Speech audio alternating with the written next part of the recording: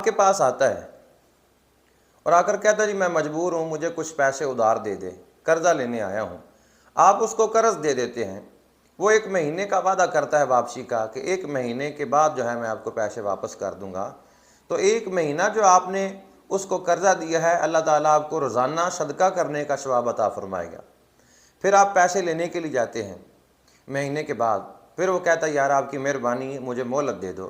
آپ مزید اس کو مہلت دیتے ہیں، تو نبی پاک صلی اللہ علیہ وآلہ وسلم نے ارشاد فرمایا کہ اللہ تعالیٰ اس بندے کو پھر دوہرا صدقہ کرنے کا ثواب عطا فرماتا ہے۔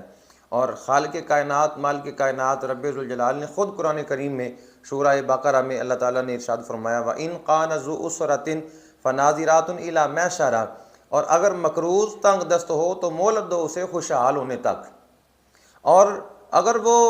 سمجھتا ہے کہ میں دے ہی نہیں سکتا تو فرمایا وَأَن تَصَدَّقُوا خَيْرٌ لَكُمْ وَإِن كُنتُمْ تَعْلَمُونَ، فرمایا اور بخش دینا اسے قرض بہت بہتر ہے تمہارے لیے اگر تم جانتے ہو۔ اگر وہ نہیں دے سکتا، اس کے حالات ایسے ہیں، آپ کو بھی پتہ چل رہا ہے کہ یہ نہیں دے سکتا، تو پھر اس کو معاف کر دینا جو ہے یہ اس سے بھی بہتر ہے۔ حضرت قتادہ رضی اللہ تعالیٰ عنہ، آپ نے کسی بندے سے پیسے لینے تھے، لینے کے لیے گئے،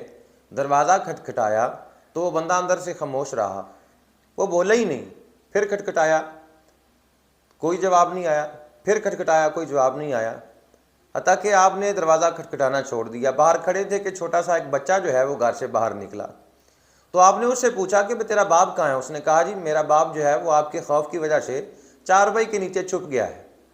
حضرت قتادہ رضی اللہ تعالیٰ عنہ آپ پھر گئے، آپ نے پھر جا کے دروازہ کھٹکھٹایا،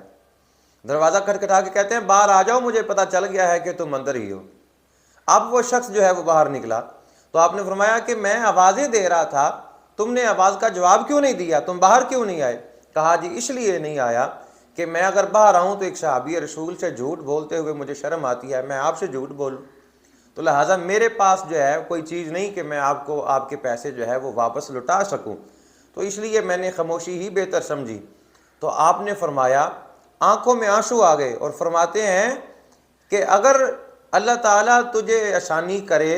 تجھے اللہ تعالیٰ جو ہے وہ پیسے دے تو واپس کر دینا، اگر نہ کر سکے تو جاؤ میں نے تمہیں معاف کر دیا۔ اور کہا سنو، میری آنکھوں نے دیکھا اور میرے کانوں نے سنا کہ نبی پاک صلی اللہ علیہ وآلہ وسلم نے ارشاد فرمایا کہ جو بندہ کسی کو قرض میں مہلت دیتا ہے یا کسی کو قرضہ معاف کر دیتا ہے، اللہ تعالیٰ قیامت والے دن اس بندے کو اپنے عرش کے نیچے جگہ عطا فرمائے گا۔ تو اس لیے آپ اگر کسی کو قرضہ دیتے ہیں، اگر وہ تنگ ہے، تنگ دست ہے،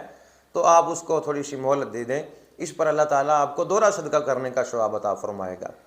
ہاں ایک مسئلہ یاد رکھیں، آپ نے کسی سے پیسے لینے ہیں یا کسی بندے نے لوگوں کے لاکھوں روپے دینے ہیں،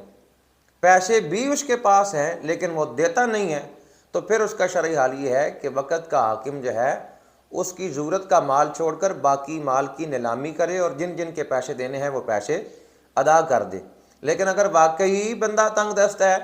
جس نے قرضہ دینا ہے لوگوں کا، وہ تنگ دست ہے، تو پھر لوگوں کو چاہیے کہ اس کو مہلت دیں۔ کب تک؟ فَنَاظِرَةٌ إِلَىٰ مَيْسَرَةٍ، جب تک اللہ اس کے لیے آسانی نہیں کر دیتا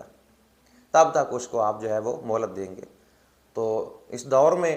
ہو بھی سکتا ہے، لیکن ایک بات ہے سوچنے والی سمجھنے والی کہ زیادہ تر لوگ کاروباری لوگ دیوالیہ کیوں ہو جاتے ہیں؟ سود کے پیسے کاروبار میں شامل کرتے ہیں۔ سود پر پیسے لے کے جب آپ کاروبار میں شامل کریں گے تو آپ کے کاروبار میں برکت نہیں ہوگی، بلکہ سود کی نحوست کی وجہ سے آپ کا کاروبار جو ہے وہ تباہ ہو جائے گا۔ کسی سے قرضہ لے لیں لیکن سود نہ لیں۔ دعا ہے اللہ تعالیٰ سب کے کاروباروں میں اللہ خیر و برکت